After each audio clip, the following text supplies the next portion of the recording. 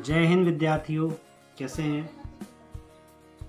आज के इस कालखंड में हम बात करेंगे कक्षा 8वीं विषय विज्ञान के अध्याय 2, जिसमें सूक्ष्म जीव हमारे मित्र हैं अथवा शत्रु।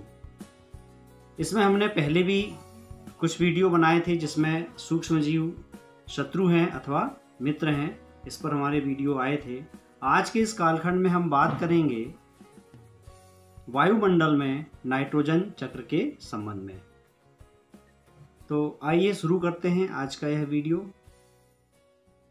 तो विद्यार्थियों, हमने इस अध्याय में पढ़ा है कि जो सूक्ष्म जीव होते हैं ये वायुमंडल की नाइट्रोजन का स्थिरीकरण करके पौधों को पहुंचाते हैं।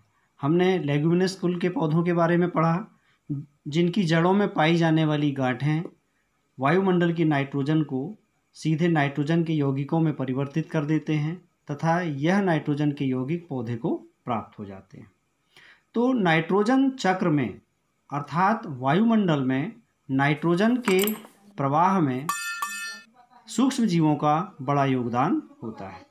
आपको मालूम है कि वायुमंडल में जो नाइट्रोजन है यह सर्वाधिक मात्रा में पाई जाने वाली गैस है और 78% वायुमंडल में नाइट्रोजन गैस होती है। शेष 21% ऑक्सीजन गैस तथा केवल 1% में बाकी अन्य गैसें अर्थात अक्रिय गैसें, जिनमें हीलियम, आर्गन, नियान, क्रिप्टॉन आदि आती हैं। साथ ही कार्बन डाइऑक्साइड ये भी इसमें शामिल होती हैं। तो वायुमंडल में सर्वाधिक मात्रा में पाई जाने वाली नाइट्रोजन का पूरे पर्यावरण में किस प्रकार प्रवाह होता है, इस प्रवाह को जानने के लिए ही आज हम अध्ययन करेंगे। और नाइट्रोजन का वायुमंडल में जो प्रवाह है यही नाइट्रोजन चक्र के नाम से जाना जाता है। हम इसे नाइट्रोजन चक्र कहते हैं।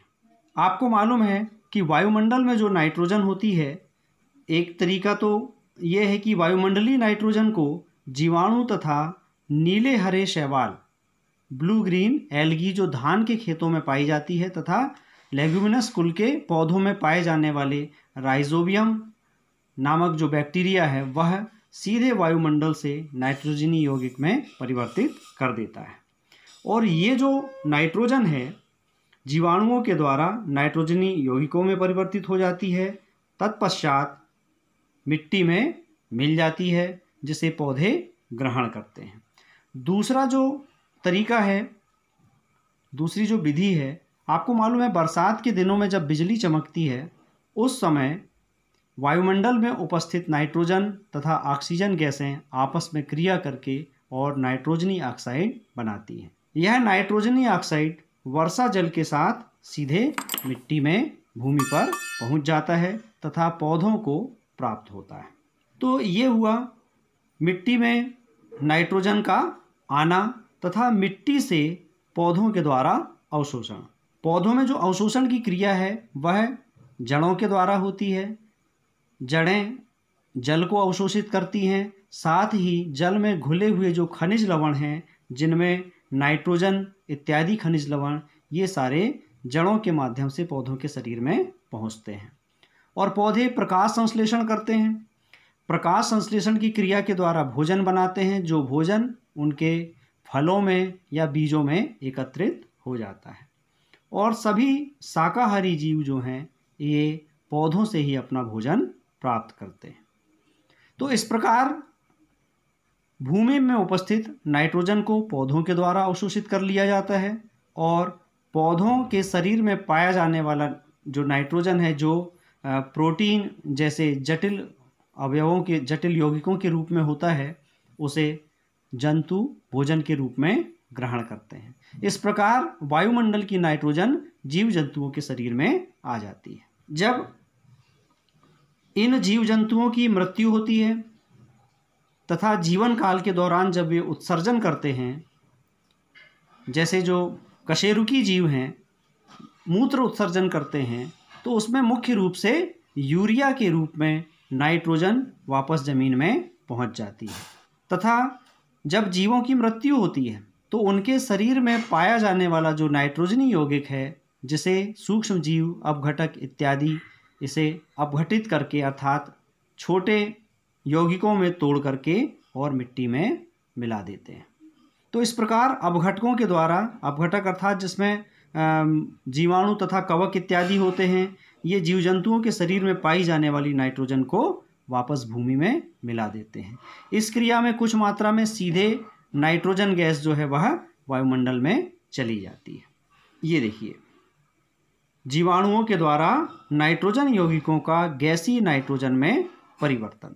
भूमि में पाए जाने वाले जीवाणु तथा कवक सीधे भी इस नाइट्रोजन को वायुमंडल में पहुंचाने का कार्य करते हैं।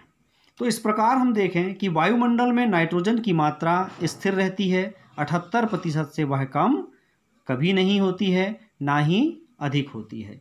तो वायुमंडल में नाइट्रोजन का जो संतुलन है वह बना रहता है। तो इस प्रकार आज के इस वीडियो में हमने जाना कि किस प्रकार वायुमंडल में नाइट्रोजन गैस का चक्रण होता है तथा वायुमंडल में इसकी मात्रा में कमी नहीं आती है।